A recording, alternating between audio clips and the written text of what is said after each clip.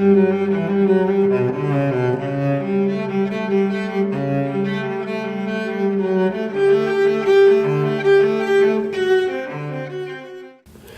en Rompeviento TV tenemos el gusto y el privilegio de tener un colaborador que él graba quincenalmente una cápsula aquí en Rompeviento. La cápsula se llama Economía en Tiempo Real y quien la conduce y la desarrolla es el doctor Marcelo de la Jara, que es el director de Crecimiento Económico y Mercado Laboral del Centro de Estudios Espinosa Iglesias, y es también profesor del CIDE.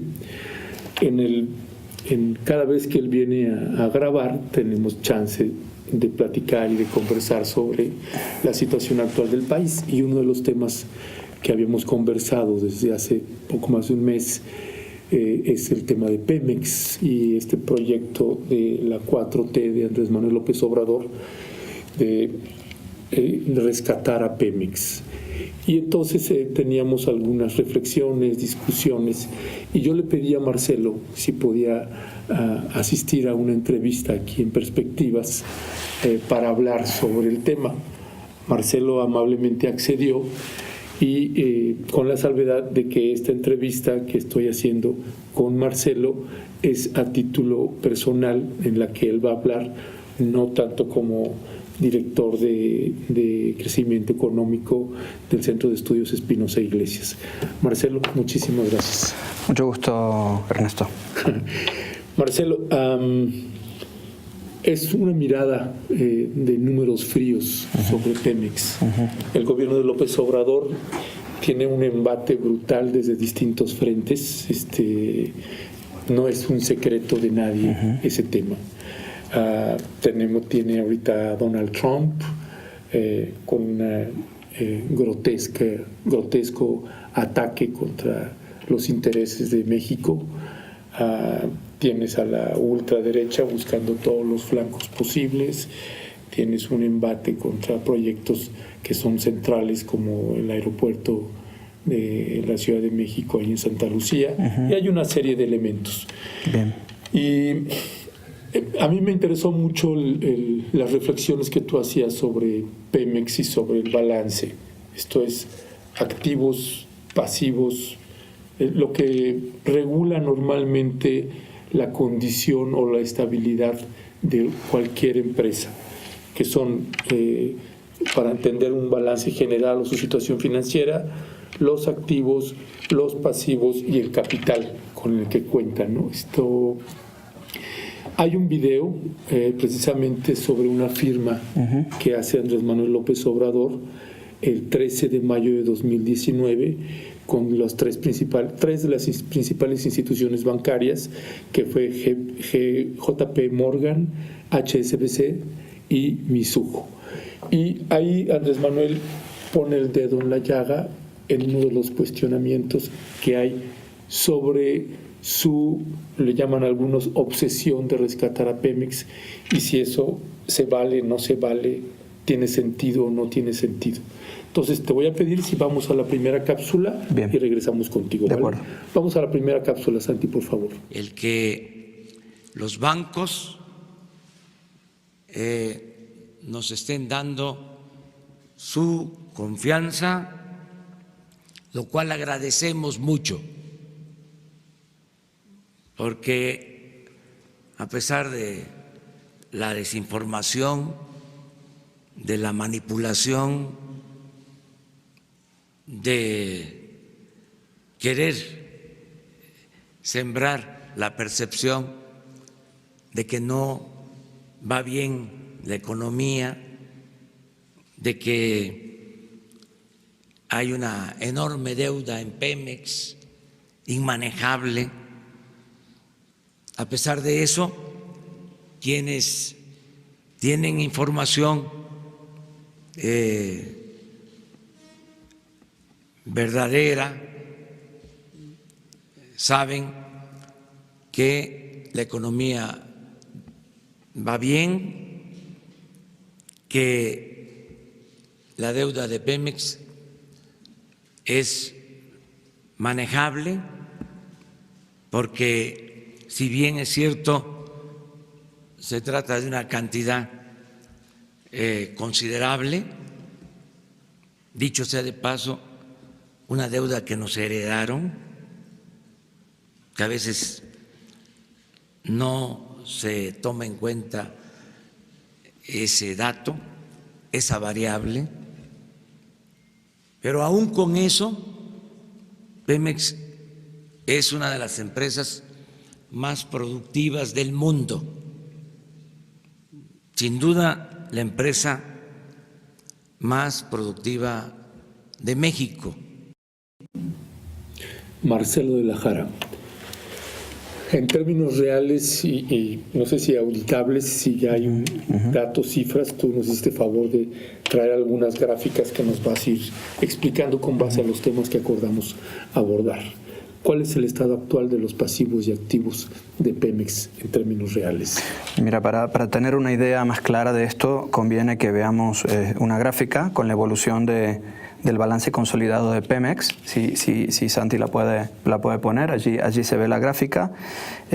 Como ves, estas gráficas las construí a partir de los balances consolidados auditados de Pemex. El último fue en diciembre del 2018, y lo que vemos es que a partir del hasta el año 2007-2008 el pasivo y el activo de Pemex tenían aproximadamente el mismo valor. Es decir, el activo es todos los bienes y cuentas a cobrar que tiene Pemex a su favor, digamos, es el valor de la empresa contable, y los pasivos son las cuentas a pagar. En términos generales. Entonces estaba bastante bien, digamos, cerrado ese balance hasta el año 2008. A partir del año 2008 lo que vemos es un crecimiento de los pasivos muy grande, al punto de que hoy en día, digamos a diciembre de 2018, los activos de Pemex son aproximadamente los mismos que había en el año 2008, hace 10 años.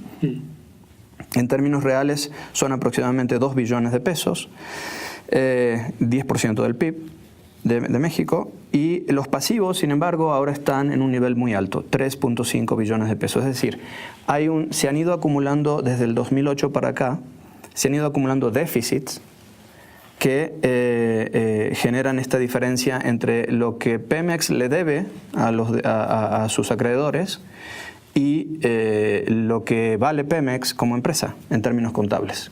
Entonces, cuando típicamente tenemos una situación de este tipo, y eso lo podemos ver en la siguiente gráfica, por favor, el patrimonio neto, que es la diferencia entre el pasivo, entre el activo y el pasivo, se vuelve relevante. Aquí en la línea roja lo que vemos es efectivamente a partir del 2008, en el eje del lado derecho medimos el patrimonio neto, teníamos un patrimonio alrededor de 0, que no es grave en ese sentido, pero a partir de ese periodo y especialmente a partir de 2012 y 2013 tenemos un incremento brutal en la acumulación de déficit que genera un patrimonio neto de la empresa negativo. Es decir, en términos contables, para que esta empresa pudiera, si fuera una empresa privada, no podría estar operando. O sea, básicamente, si fuera una empresa privada y estos fueran sus activos y estos fueran sus pasivos, es quiebra, a menos que entren nuevos socios y... Ya regresamos a cuadros, Santi, gracias. A menos que entren nuevos socios y se haga una inyección de capital que permita otra vez balancear activos con pasivos. ¿Por qué? Porque los activos básicamente son aquellos bienes que lo que hacen es generar los ingresos futuros para hacer frente a las obligaciones. Entonces, si Pemex, en principio, fuera una empresa privada, entonces tendríamos que capitalizarla. A ver, precisamente en esa conferencia de prensa en donde estaban los representantes de los bancos, habló el director de Pemex también y presentó una gráfica también similar a la que estás mostrando, en lo que tocaba a la deuda pública, pero no se meten, no abordan pasivos, no se ha abordado, por lo menos no, yo me he perdido de eso en las conferencias de López Obrador sobre los pasivos. Por eso me parecía relevante, importante hablar sobre este punto. Entonces, vamos a ver esos videos y regresamos contigo a cuadro. De acuerdo. No podemos dejar de mencionar que una de las constantes en la gestión de las anteriores administraciones de Petróleos Mexicanos se reflejan en el crecimiento sin precedentes de su deuda, como podemos observar en la gráfica 1. Aquí podemos ya observar entre el 18 y el 19 una disminución que explicaremos adelante. Podemos ver que en el año 2013 el endeudamiento de Pemex ascendía a 841,000 millones de pesos. Sin embargo, ya en el cierre del 2018, el saldo de la deuda había sido incrementado hasta poco más de 2 billones. Es decir, en el trayecto de apenas 5 años, las administraciones anteriores de Pemex más que duplicaron la deuda de esta empresa del Estado mexicano. En otras palabras, durante el sexenio pasado, hicieron crecer la deuda de Pemex a una tasa promedio de 17.2% anual. Aprovecho la ocasión para compartir con ustedes la noticia de que en tan solo 4 meses hemos logrado revertir el balance financiero deficitario de Petróleos Mexicanos. En la gráfica número 3 podemos observar que, de acuerdo con cifras preliminares, en el mes de abril de 2019 se registra ya un balance financiero positivo de 13,268 millones de pesos. Cabe señalar aquí que el resultado del mes de enero, por menos 64,000 millones, obedece fundamentalmente al elevado monto de pago de ADEFAS de la administración anterior. Marcelo de la Jara, sobre habla de revertir el balance deficitario y presenta unos números que no sé bien de dónde los saca todavía, pero habla de una recuperación y eso genera esperanza en la población mexicana. Sigue generando escepticismo en otros sectores, incluyendo las calificadoras. Pero, ¿cómo leer esta explicación que ellos están dando de que están logrando revertir en tan poco tiempo, sin que nosotros tengamos también elementos de los pasivos, ¿no? ¿Cuál es tu lectura de esto? Bueno, primero que nada, lo que dice el director de Pemex acerca de la evolución de la deuda es totalmente correcto. La deuda, como vemos, hemos pasado de tener una deuda que es casi el doble de la que teníamos antes. Y aquí, digamos, para entender cómo llegamos a esta situación, sí es importante distinguir dos tipos de concepto dentro de ese pasivo de Pemex, que es el pasivo es lo que se separó del activo y eso es lo que genera estos déficits acumulados, ¿verdad?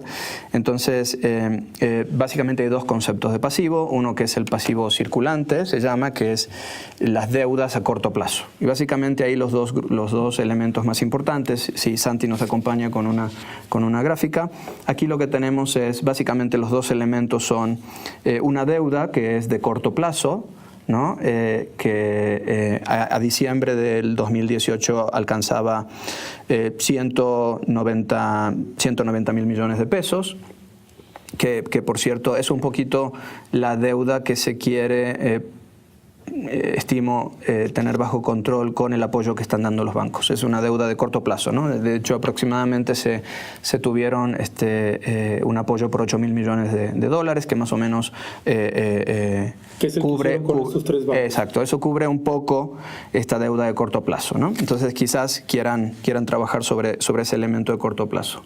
Sin embargo, lo que vemos es también en el pasivo circulante es el comportamiento de la deuda con los proveedores. Los proveedores de Pemex tienen hoy en día, Pemex tiene una deuda con sus proveedores que es aproximadamente 2.7 veces la deuda que tenía en el año 2007. Aquí lo que mostramos en esta gráfica es un índice de la evolución real de la deuda, ¿no? En términos reales, ya ajustado por inflación, en pesos. Y esa deuda con los proveedores se dispara aproximadamente en 2012, crece hasta ser casi 3.5 veces el valor que tenía en 2007, 2008. Y luego hay una leve recuperación, pero hoy en día es muy importante todavía. Si pasamos a la siguiente gráfica, el segundo concepto de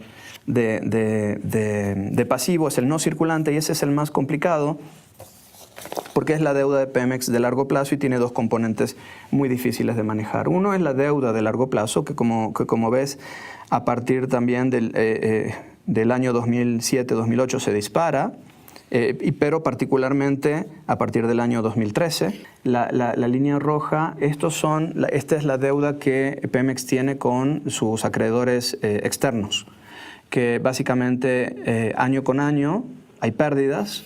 Esas pérdidas tienen que ser déficits, que tienen que ser financiados de alguna manera, y la empresa ha recurrido al sistema financiero. Es decir, ha emitido deuda, títulos de deuda a un plazo muy largo, algunos hasta 30 años, y se ha estado financiando con promesas de pago a futuro, ¿no? Entonces, básicamente esa deuda, que hoy en día es 3 veces la que había en el año 2007-2008, tiene que ver con eso. O sea, se genera una pérdida y Pemex emite títulos de deuda en los mercados internacionales y de esa manera obtiene recursos para financiar su operación. Es decir, se ha estado financiando su operación con un endeudamiento creciente.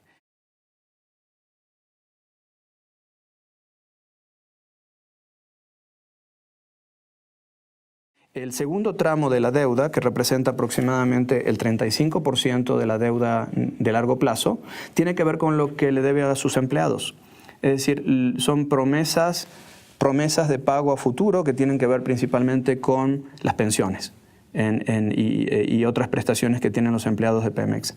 Como vemos en la gráfica, esta es la línea verde, eso llegó en el año 2014 a ser pues, el doble de lo que era en el año 2007 o 2008. Y a partir de entonces se ha ido moderando y hoy en día está aproximadamente un 40% por encima de lo que era en el año 2007. Esto tiene que ver con que Pemex, los empleados de Pemex tenían hasta el año 2015 un plan de pensiones que se llama por beneficio definido. Es decir, los empleados no contribuían a un ahorro para su retiro, sino que la empresa se comprometía a pagarles una pensión de monto definido.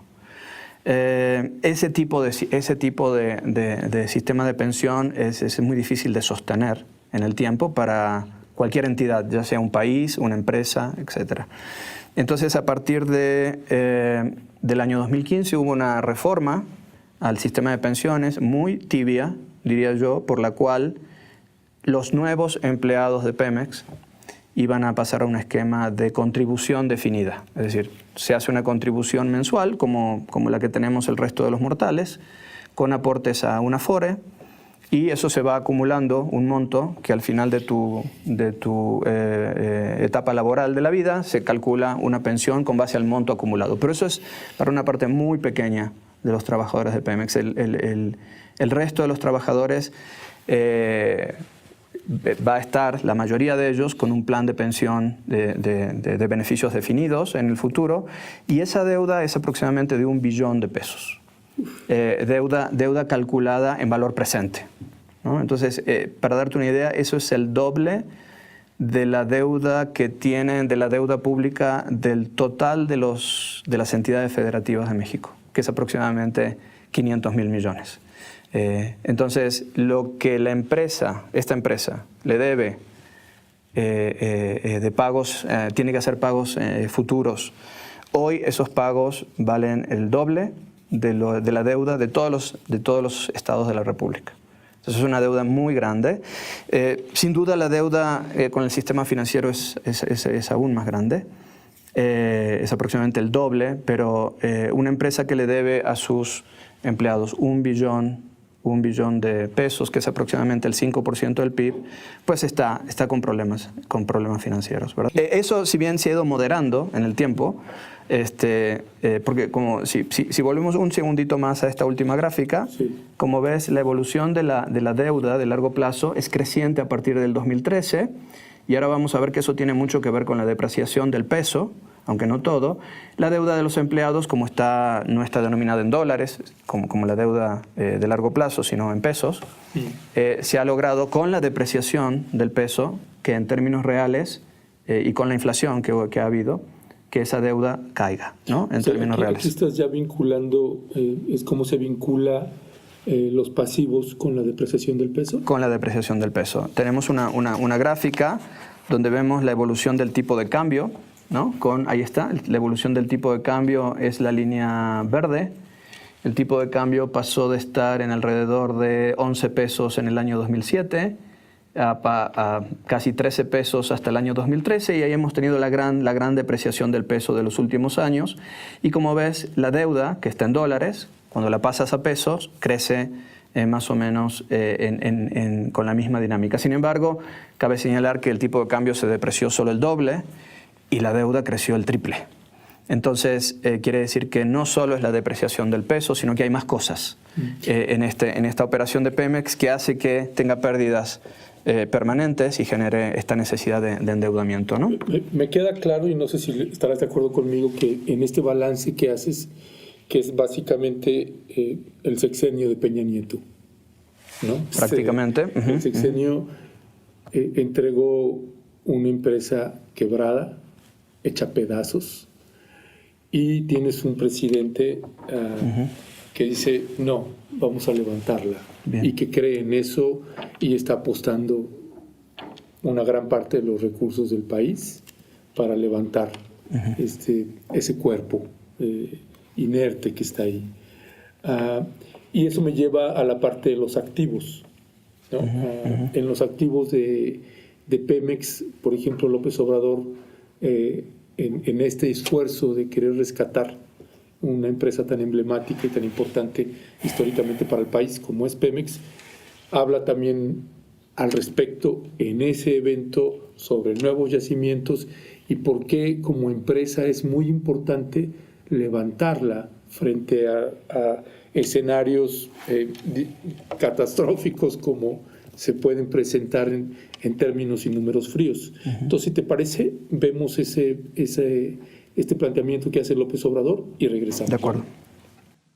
Extraer un barril de petróleo cuesta alrededor de $10 y se vende en $60. No hay ningún negocio con tanta ganancia. Y eso es lo que sucede en nuestro país. Se dejó caer la producción, pero ya se estabilizó y tuvimos la suerte, la fortuna de que se descubrieron yacimientos de petróleo que nos van a permitir extraer, producir mucho petróleo en el corto y en el mediano plazo. De modo que Pemex se va a fortalecer como la empresa principal del gobierno. Estas reservas, estos cálculos que hay de las reservas de hidrocarburos, ¿se incluyen dentro de los activos? ¿No se incluyen? ¿Por qué sí o por qué no? No, no están incluidos. Es decir, cuando aquí decimos que los activos son 2 billones de pesos y los pasivos son 3 billones y medio, en ese cálculo de los activos no podemos incluir las reservas por una simple razón, y es que Pemex no es dueño de esas reservas. Las reservas son del Estado mexicano. Entonces, esa es la situación particular de esta empresa. Es una empresa que utiliza activos que no son de su propiedad. Entonces, si hay una dificultad realmente para cómo interpretar estos activos. Si uno los ve como si fuera una empresa común y corriente, diríamos que esta empresa está quebrada hace rato. Sin embargo, si incluimos la variable reservas, tenemos una perspectiva distinta, ¿no? Ahora, yo también querría concentrarme en lo que el presidente habla sobre el precio del petróleo, 60 pesos el precio del petróleo. ¿Cómo? Creo que es correcto su cálculo, en el sentido de decir, y es lógico, si me cuesta producir $10 y lo vendo a 60, tengo una ganancia que es enorme. ¿Dónde se fue esa ganancia, verdad? Pero es que no siempre fue así. Entonces aquí te muestro una gráfica donde tengo el precio de la mezcla mexicana y la evolución de la deuda con los proveedores, por ejemplo, ¿no? Entonces ahí tenemos, fíjate, en la línea roja es la evolución del precio del petróleo y como ves tiene fluctuaciones muy fuertes. Por ejemplo, en este periodo que hablamos complicado de crecimiento de la deuda con los proveedores, el precio del petróleo pasó de estar en alrededor de $100 en 2013 a desplomarse a $40 3 años después. Y fue en ese periodo en que creció la deuda con los proveedores tanto. Y en general, como ves, caídas o crecimiento de los precios del petróleo van acompañados de incrementos o caídas en la deuda con los proveedores. ¿Qué nos está diciendo esta gráfica? Que a pesar de que ahora estamos, por ejemplo, con un nivel de precios de petróleo alto, estos precios son muy volátiles. O sea, tiene que entender quienes llevan Pemex y todos tenemos que entender de que el precio del petróleo es muy volátil. Es una commodity que tiene una enorme volatilidad. Y Pemex tiene una enorme fragilidad por el lado de lo que se conoce como capital de trabajo. Es decir, cada vez que el precio del petróleo cae, los ingresos inmediatamente caen y Pemex se tiene que endeudar, principalmente con sus proveedores. Esta gráfica que acabamos de ver es casi la evolución de la deuda de los proveedores es como una imagen de espejo de lo que está pasando con el precio del petróleo. Es decir, es cierto que ahora el precio del petróleo está en $60, pero ese precio del petróleo puede subir o bajar según cómo vaya la economía, ¿no? Típicamente cuando la economía internacional, la economía global se vuelve más lento su crecimiento, entonces el precio del petróleo cae. Entonces, sí es verdad que estamos ahorita en una coyuntura buena, pero eso no siempre podemos contar con ella. Hay una suerte de variables que no cuentan. Por ejemplo, esta es una de la especulación sobre los hidrocarburos, o el combate a la corrupción, que Andrés Manuel lo pone una y otra, que las calificadoras no contemplan ni están acostumbradas a contemplar algo así. Tú has grabado cápsulas sobre las calificadoras, donde también eres crítico de ellas y también les das un crédito importante. ¿Cuáles son los puntos positivos que tú alcanzas a ver de estos ajustes que intenta hacer el gobierno de López Obrador? Por ejemplo, están quitando también una carga de impuestos tremenda que tenía Pemex inexplicablemente. ¿Qué es lo que tú alcanzas a ver ahí? Bien, en la parte positiva creo que lo más significativo y lo más visible para la población fue la lucha contra el huachicol, ¿no? Creo que eso sí ha sido, nadie puede dar crédito a una empresa quebrada si esa empresa está dejando que le roben parte de sus ventas, ¿no? Entonces, en buena medida creo que además del golpe mediático, podemos decir, o hacerlo visible a la lucha contra la corrupción, creo que sí había un problema importantísimo ahí y creo que no conocemos las dimensiones del problema. Es decir, ¿qué tanto vamos a recuperar cierta salud financiera de Pemex solo eliminando la corrupción? Es algo que no sabemos, sí, puede ser muy importante, pero están los otros elementos que acabo de mencionar. Estamos en una economía con un tipo de cambio que está a merced de la política monetaria de Estados Unidos, tenemos una economía donde el precio del petróleo es muy volátil y esos son dos elementos que, como vemos, están muy correlacionados con estos elementos del pasivo. Entonces, la corrupción puede hacer algo, pero tenemos un volumen de deuda ya acumulado que es muy sensible a lo que están pasando en otros lugares del mundo, sobre lo cual no tenemos control. Depreciación del peso, no tenemos control sobre eso. Tampoco tenemos control sobre lo que pasa con el precio del petróleo. Entonces, si bien el esfuerzo de contener la corrupción es muy importante y hay que hacerlo, es una condición necesaria, no creo que sea suficiente para sanar a Pemex. Hay que hacer más cosas. Incide que además tenemos una pesadilla que gobierna en el país vecino del norte. Incide en la medida en que le quita dinamismo a la economía mexicana, ¿no? Le quita dinamismo a la economía mexicana y eso afecta los ingresos del gobierno que no vienen del lado del petróleo. Entonces, en la medida que la economía se desacelera, los ingresos tributarios no petroleros también del gobierno se desaceleran y eso hace que el gobierno naturalmente quiera recurrir a Pemex cuando no quiere hacerlo. Entonces, sin duda, por ese lado tenemos una afectación importante. Pero lo que creo que podemos también pensar como una oportunidad para Pemex es no solo la lucha contra la corrupción, sino ver exactamente dónde están los problemas de Pemex en términos de su operación, ¿no? Y estoy pensando en dónde habría que invertir en Pemex, ¿no? En las auditorías que han hecho auditores internacionales sobre Pemex destacan, por ejemplo, que la infraestructura de Pemex, ductos, plantas, maquinarias en general están muy deteriorados. No se ha hecho una inversión importante en eso y eso es algo que cuenta muy fuerte en términos de los activos, en la disminución de los activos o en la falta de crecimiento.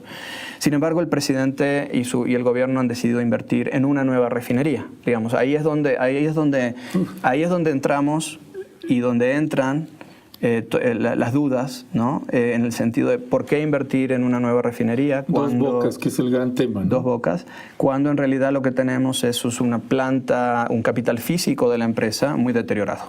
Ductos, pozos, plantas con un deterioro importante asumidos y aceptados por el propio Consejo de Administración de Pemex. Entonces, la pregunta es, si vamos a rescatar a Pemex, ¿por dónde tenemos que empezar, ¿no? Entonces, yo diría que lo de la refinería es una decisión tomada. Había otras posibilidades de mejorar los activos. ¿Por ejemplo? Lo que digo de mejorar la infraestructura, modernizar la infraestructura de Pemex, ¿no? Y además la parte de esta deuda con los empleados de Pemex. Esa deuda es un poco injusta para México, es decir, dado que para los mexicanos, dado que ese pasivo con los empleados de Pemex lo va a tener que pagar el Estado mexicano con ingresos tributarios pagados por los mexicanos. Es un poco injusto que se destine ese billón de pesos en valor presente al pago de esos beneficios definidos de los empleados de Pemex, cuando el resto de la población o no tiene pensión o tiene una pensión miserable. Entonces, es una carga que está asumiendo el gobierno, que habría que ver cómo la administra en los próximos años, que me resulta particularmente injusta para el resto de la población, ¿no? Creo que ahí hay un espacio de negociación con los trabajadores de Pemex que permitiría reducir el pasivo de Pemex considerablemente. Marcelo de la Jara, sé que ya te tienes que ir, tenemos que terminar y me gustaría darle continuidad y hacer una serie de programas contigo, si está bien para ti, sí, claro, para irle dando como un seguimiento, y hay un mundo de temas ahí todavía que nos falta por abordar. Yo cerraría con una analogía, digamos que una analogía médica que se me viene después de escucharte, que tiene que ver con Pemex. Durante el periodo de Enrique Peña Nieto entregó un cuerpo en shock, donde lo sostienen con barbitúricos en una empresa, un cuerpo que lo entregaron en estado de coma inducido. El equipo de López Obrador y López Obrador son una suerte de Doctor House, que van a ver si alcanzan a encontrar un milagro ahí que realmente permita levantar o sacar de la inercia a este cuerpo que está maltrecho, vapuleado de todas las maneras posibles. O en realidad Pemex es una suerte de Lázaro, esto es una empresa muerta, y que tienes a un López Obrador y equipo que están intentando levantar un muerto y que no tiene mucho sentido, ¿o sí? ¿Cuál es tu lectura al fin sobre esto? Pues es una decisión, creo que debe haber sido difícil, pero lo que veo es que se está tomando con mucha firmeza. Probablemente creo que es muy pronto para ver resultados. Como digo, estos resultados que vimos hace un rato sobre lo que pasó en esta primera parte del año son resultados preliminares. No sabemos muy bien a qué se refieren con esos resultados. Probablemente simplemente flujo de gastos e ingresos. Y esos resultados eventualmente van a tener que ser auditados para que los demos por buenos hacia el final del año. Creo que la importancia de Pemex para México, simbólica y materiales, es muy importante y hay que tomarse en serio la iniciativa.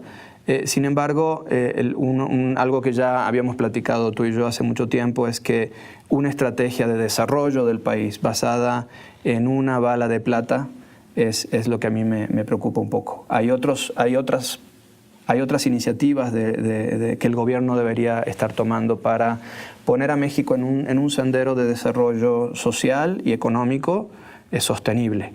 Y esa parte me da la sensación que se está descuidando por esta apuesta tan fuerte. Entonces, yo diría que es respetable lo que se está haciendo, pero hay que estar muy consciente de que es una apuesta que tiene riesgos muy grandes. Marcelo de la Jara, te agradezco muchísimo. No, gracias a ti. Y te agradezco de ver la objetividad y el profesionalismo con que presentas tu trabajo. Me queda clarísimo que no hay una mala ni buena intención, sino es un estudio profesional y serio, y se aprecia mucho que exista eso. No, al contrario, tratando de entender dónde estamos parados, ¿no?